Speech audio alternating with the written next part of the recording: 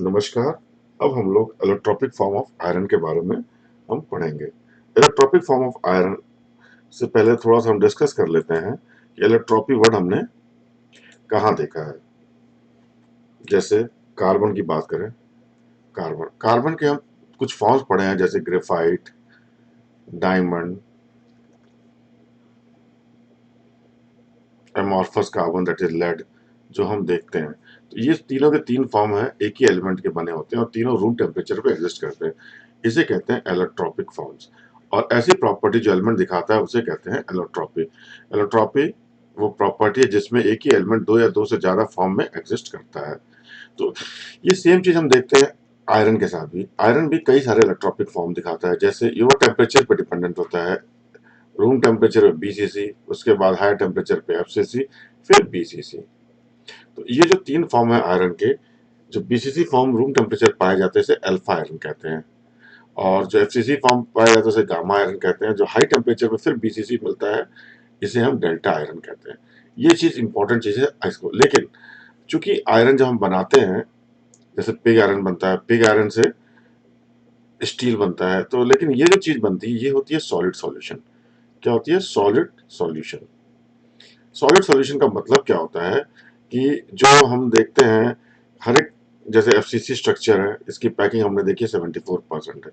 इसका मतलब 26% तो इसमें खाली है। तो इस खाली स्थान में जो इंटरस्टिशियल वॉइड्स होते हैं, इंटरस्टिशियल जैसे वॉइड्स होते हैं, वॉइड दो टेट्राहेड्रल, ऑक्टाहेड्रल, तो ऐसे जो जगह होती है इंटरस्टिशियल वॉइड्स, ये सब, इन सब जगह कार्बन जाके घुस जाता है। तो ये जैसे हम चीनी और पानी का शरबत बनाते हैं, ये भी एक सॉल्यूशन बन जाता है, सॉलिड सॉल्यूशन। इसका आयरन का प्लस कार्बन का। अब ये सॉलिड सॉल्यूशन बनाता कौन है? यदि अल्फा आयरन बनाता है, अल्फा आयरन के साथ इसके साथ बनता है प्लस कार्बन जोड़ो तो इसे कहते हैं फेराइट। और गामा आयरन के साथ इसमें कार्बन जोड़ते हैं इसके साथ, तो इसे कहते हैं ऑस्टेनाइट। बस ये थोड़ा टर्म्स का याद रखिएगा। यदि ये सॉलिड सॉल्यूशन नहीं है तो हम कहेंगे alpha iron, gamma iron, delta iron. और यदि ये सॉलिड सॉल्यूशन बना लेते हैं, मतलब कार्बन शरबत अंदर घुल जाता है, अंदर घुस जाता है, तो इसे हम कहते हैं ये ऑस्टेनाइट। इस चीज को हम समझते हैं। तो ये इलेक्ट्रॉपिक फॉर्म्स है। देखिए ये है इसका रूम टेम्परेचर, और यहाँ पे जाते जाते 1539 ये इसका मेल्टिंग पॉइंट, इसके आगे लिक्विड है।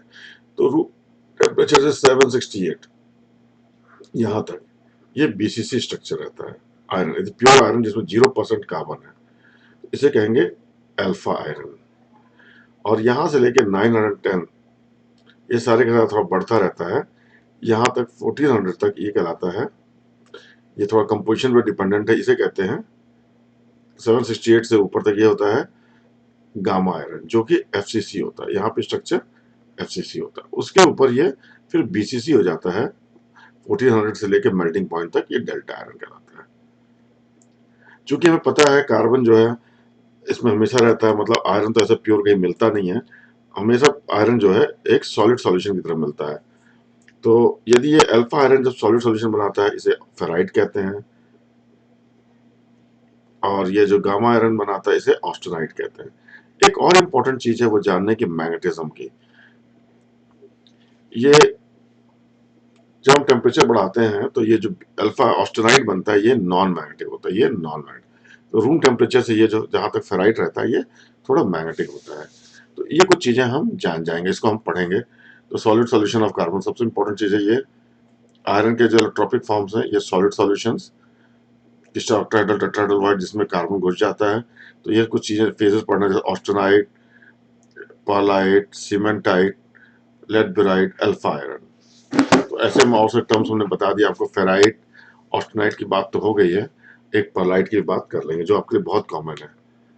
तो ये देखिए, जैसे इसमें हमने देखा था जब पैकिंग फ्रैक्शन निकाला था हमने, ये 74% दिया आया था एससीपी और पीसीसी का। देखिए कितना जगह खाली है यहाँ पे, ये 32% खाली है, तो इसके अंदर कार्बन घुस जाता है।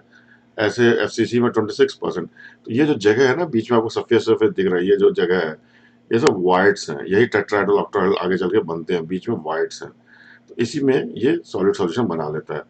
तो एफसीसी के साथ ये ऑस्टेनाइट बनाता है, गामा आयरन कहलाता है यदि प्योर है, नहीं तो ऑस्टेनाइट, और Bc के साथ है तो ये कहता है अल्फा आयरन होता है यदि प्योर है, और यदि इसमें कार्बन घुस जाता है तो इसे कहते हैं फेराइट। हाई टेम्परेचर पे ये होता है, जिसका बहुत कम यूज होता है, उसे हम कहते हैं डेल्टा आयरन। अब इस चीज को ना एक कार्बन आयरन का इक्विलिब्रियम डायग्राम, ये ना आपको बस याद करना है। इन सारी लाइंस को देखिए कैसे बना हुआ है, और इसको आपको याद रखना है, ये बहुत इंपॉर्टेंट है खासकर मैकेनिकल के लोगों के लिए। तो इसमें सबसे इंपॉर्टेंट चीज देखिए, ये इधर वर्टिकल एक्सिस पे इधर टेम्परेचर होता है, वाई एक्सिस पे टेम्परेचर होता है, एक्स एक्सिस पे देखिए ये परसेंटेज कार्बन होता है। ये दो चीज इंपॉर्टेंट रखिए कि एक्स एक्सिस पे क्या है, वाई एक्सिस पे क्या है।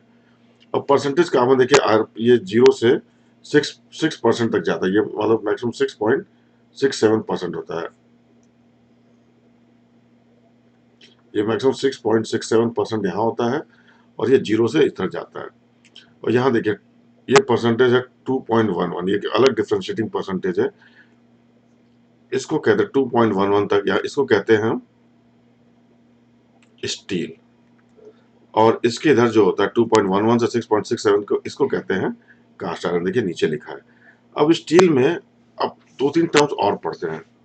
एक होता है देखिए पेरिटैक्टिक रिएक्शन, ऊपर देखिए लिखा है पेरिटैक्टिक, पेरिटैक्टिक, इधर देखिए यूटैक्टिक, और यहाँ इटेक्टोइड। ये कुछ सॉलिड स्टेट रिएक्शंस हैं।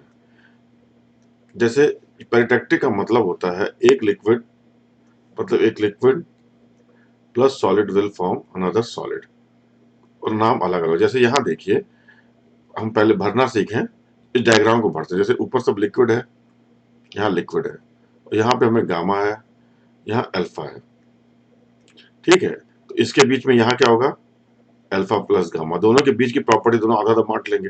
अब जैसे यहाँ डेल्टा है तो यहाँ पे क्या होगा, ये gamma plus delta plus liquid.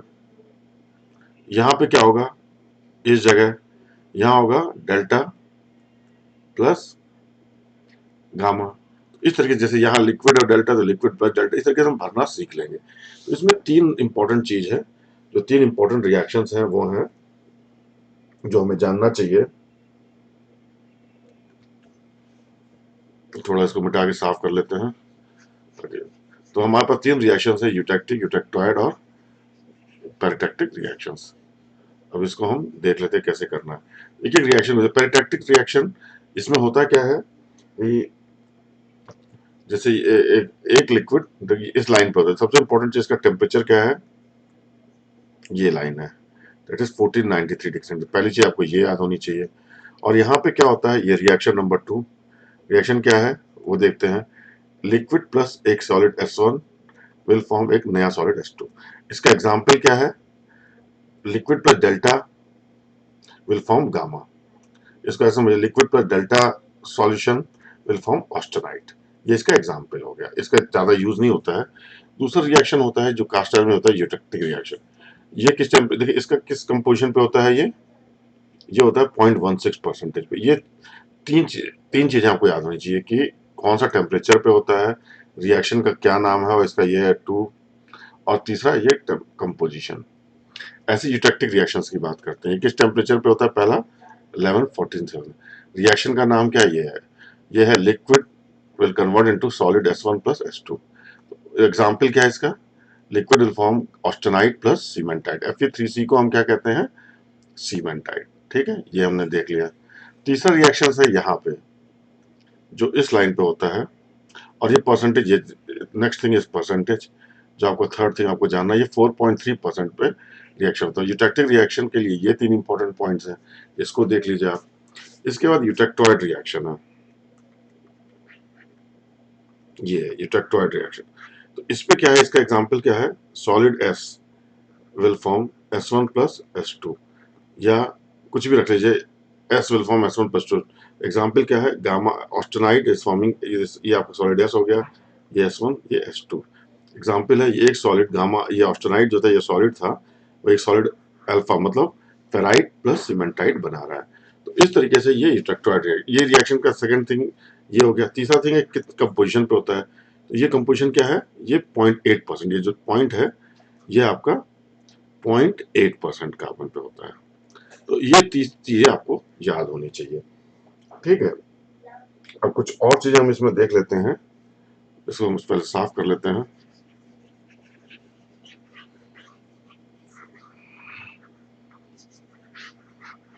एक टर्म और आता है, जैसे ये 0.8% पे हमने देखा ये यूटेक्टिक, तो इसके लिए हमें ये जानना चाहिए ये 0.8%। एक हाइपरटेंशन और हाइपोटेंशन की बात किया ना, जैसे 0.8% यूटेक्टिक, तो ये 0.8 से ज्यादा है ना, ज्यादा को हम कहते हैं हाइपरटेंशन होगा, तो इसको कहते हैं हाइपर यूटेक्टिक। और ये कम है 0.8 से, तो स्टील जो 0 से 0.8% तक होगा उसे कहेंगे हाइपोइटेक्टिक, और जो 0.8 से 2.1% तक होगा उसे हम कहेंगे हाइपोइटेक्टिक। ऐसे ही यहाँ देखते हैं कास्ट आयरन कहाँ से होती है, 2.1 से लेकर इधर होती है, इसमें भी दो हो जाएंगे। जो 4.3 से कम होगा इसे कहेंगे हाइपो यूटेक्टिक, ये था हाइपो यूटेक्टॉइड था, तो ये इस यूटेक्टिक रिएक्शन कारण यूटेक्टिक, और इससे ऊपर है तो इसे कहेंगे हाइपो यूटेक्टॉइड रिएक्शन। तो ये कुछ चीजें आपको जाननी है। और ये टेम्परेचर जैसे हर एक रिएक्शन का, अब ये यूटेक्टिक रिएक्शन का टेम्परेचर क्या था, ये 723 था। तो क्या क्या आपको जान पता चल गया, पहला किस पहला ये किस परसेंटेज पे होता है, किस टेम्परेचर पे होता है, दैट इज 723। फिर यूटेक्टिक रिएक्शन का कंपोजिशन किस पे होता है, दूसरा दैट इज 0.8%। तीसरा इसमें रिएक्शंस क्या होता है, वो है एक सॉलिड दो सॉलिड में कन्वर्ट होता है, और इसका एग्जाम्पल है ये ऑस्टेनाइड वाला। ये तीन चार चीजें आपको हर एक रिएक्शंस में जाननी पड़ेंगे। तो इस तरीके से ये इंपॉर्टेंट बात पता चल गई। ग्राफ कैसे भरते हैं एक दो बार आपको फिर से हम बता देते हैं जानने के लिए कि ये यूटेक्टिक डायग्राम हम बनाएंगे कैसे। तो सबसे हम यूटेक्टिक डायग्राम अब हम ये इसको बनाना सीखेंगे, ये बनता कैसे है। सबसे पहले हम ये देख लेते हैं, ये लड़ाई है प्रॉपर्टी की, जो दो लोग होंगे उनके बीच की गैलरी, वो लोग अपना आधा आधा डिवाइड कर लेंगे, ये हम ऐसे समझ के चलते हैं। तो चलिए पहले हम ये बता लेते हैं कि मेन मेन लोग हैं कौन कौन से, ठीक है, फिर हम लोग उनका ये करेंगे। जैसे यहाँ पे करते हैं, सबसे ऊपर है ये लिक्विड है, ये पता चल गया। ये है ऑस्टेनाइट, ये पता चल गया। यहाँ है अल्फा, ये मतलब फेराइट, ये हमें चीजें पता चल गई। अब देखते हैं, जैसे यहाँ से भरते ये इलाका, इस इलाके में क्या होगा, ये इलाका किसके बीच में पड़ता है, ऑस्टेनाइट और फेराइट में, तो यहाँ होगा अल्फा प्लस गामा, चाहे आगे कोई भी लिख दे कोई फर्क नहीं पड़ता। अब जैसे इस जगह को देखिए, ये किसके डेल्टा, यहाँ पे तो हमारे पास डेल्टा, ये हमने पहले भर लिया। ये कुछ चीजें एक दो तीन चार चीजें हमने, एक लिक्विड, दूसरा डेल्टा दो, तीसरा ऑस्टेनाइट, और चौथा अल्फा, ये हमने भर लिया। बाकी भर के देखते हैं, तो यहाँ पे हो गया डेल्टा, तो इस जगह क्या हो जाएगा, ये देखिए gamma plus delta, austenite plus delta iron. ये ऊपर वाले में क्या होगा, ये ऊपर लिक्विड है और ये डेल्टा है, तो लिक्विड प्लस डेल्टा। अब जैसे यहाँ देखिए, यहाँ लिक्विड था, यहाँ ऑस्टेनाइट था, लिक्विड प्लस ऑस्टेनाइट। फिर देखिए इधर क्या सीमेंटाइट था, ऊपर लिक्विड था, लिक्विड प्लस। इस तरीके से हम हर चीज ज्यादा ज्यादा भर सकते हैं। तो ये हमने देख लिया। स्टील्स का नाम नॉमेनक्लेचर भी देख लिया, टेक्टोइड स्टील, हाइपर टेक्टोइड स्टील क्या होता है। तो इसके बाद हम इन लाइंस के बारे में समझेंगे। अब देखिए, अब ये जो लाइंस हमने उसमें देखी थी, इसकी इंपॉर्टेंस देखिए, नाम देखते जाते हैं कौन कौन सी लाइंस हमारे पास हैं। A0, A0 देखिए कहाँ पे है, ये है पहली लाइन। ये देखिए नीचे, ये 210 डिग्री सेंटीग्रेड पे होती है, और ये बताती है ये सीमेंटाइट का मैग्नेटिज्म का टेम्परेचर, इसके ऊपर cementite non magnetism, the temperature at which the cementite का कन्वर्जन होता है। ऐसे ही दूसरा लाइन होता है A2, ये होता है ऑस्टेनाइट का, जैसे आयरन का मैग्नेटिज्म, जैसे इसे क्यूरी टेम्परेचर भी कहेंगे, 768 डिग्री सेंटीग्रेड। तो यहाँ पे आयरन लूजेस द मैग्नेटिज्म इसके ऊपर।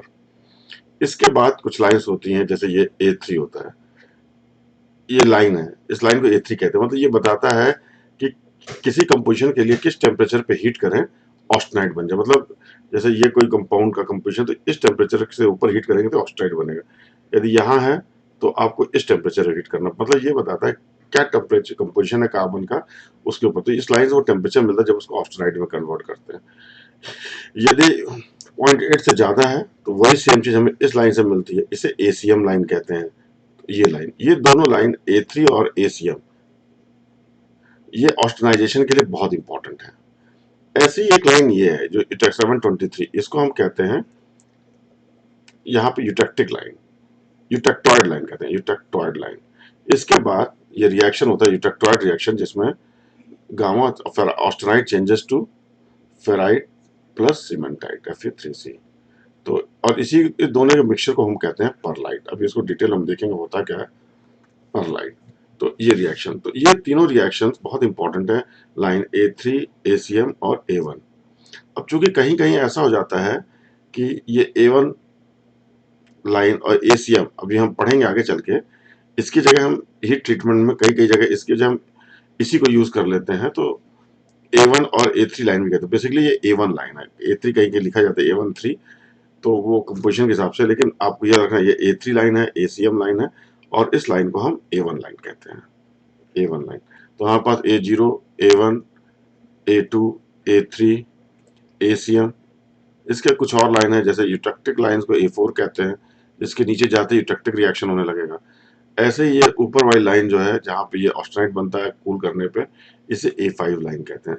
तो हमारे लिए ज्यादातर इंपॉर्टेंट है जो है A0, A1, A2, A3, ACM, और कुछ हद तक जब पढ़ेंगे तो A4 लाइन्स। तो इनको ही आप देखिएगा, हीट ट्रीटमेंट में केवल आपको मतलब A0, A1, A2, A3 और ACM की जरूरत होती है। ठीक है, अब नेक्स्ट हम चलते हैं। अब ये जो है इसे कहते हैं टीटीटी कर्व।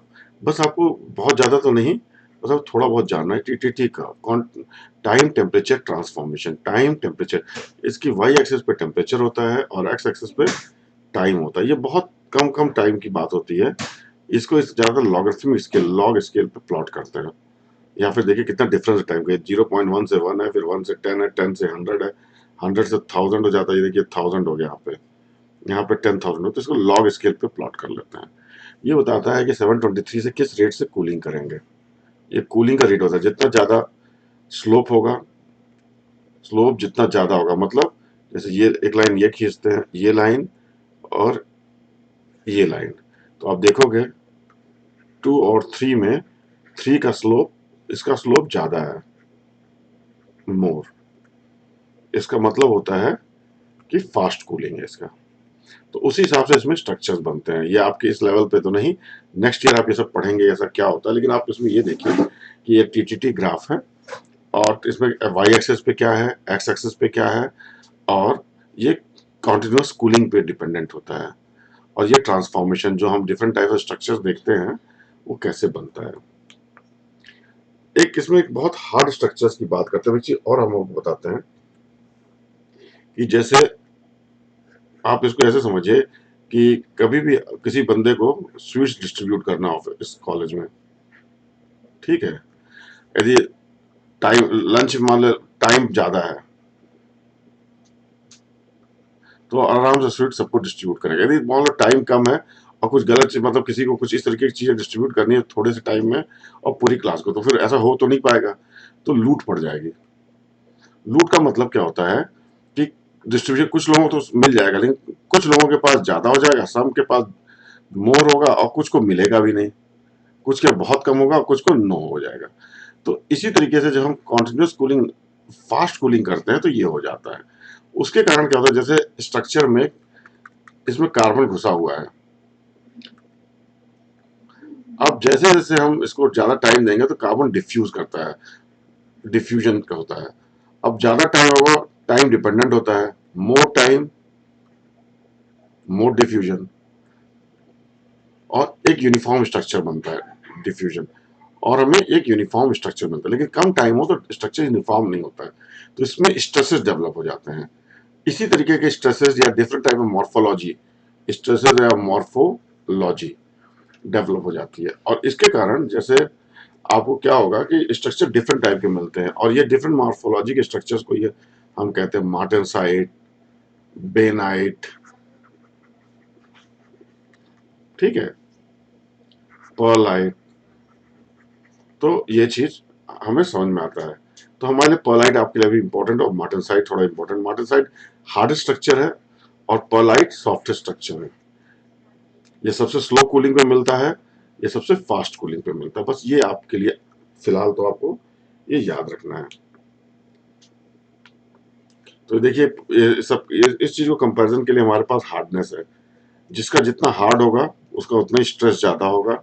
ये दो चीजों में आपको स्ट्रेस, जो जितना सॉफ्ट होगा उसका स्ट्रेस उतना कम होगा। देखिए मेगा न्यूटन पर न्यूटन स्क्वायर। एक दूसरी चीज मोनाजाइट की हार्डनेस के बराबर है कि ये कार्बन परसेंटेज पे भी डिपेंड करती है। कार्बन बहुत सस्ता एलिमेंट है जो हार्डनेस बढ़ाने के काम आता है। ठीक है, तो ये आपको बस एक ब्रीफ इंट्रोडक्शन हो गया और इनके बारे में जानने को हो गया। इस लेवल पे आप यही सब चीज जानेंगे। नेक्स्ट क्लास में इसको आप डिटेल में और पढ़ेंगे, और खासकर मैकेनिकल के लोगों के लिए बहुत इंपॉर्टेंट टॉपिक है। इसका इंट्रोडक्शन बहुत इंपॉर्टेंट है। कोई क्वेरी हो आप पूछिएगा। होप आपको सब अच्छा लगा होगा, आपको समझ में आया होगा। इन केस एनी डिफिकल्टी आप कमेंट करके पूछ सकते हैं। Thank you.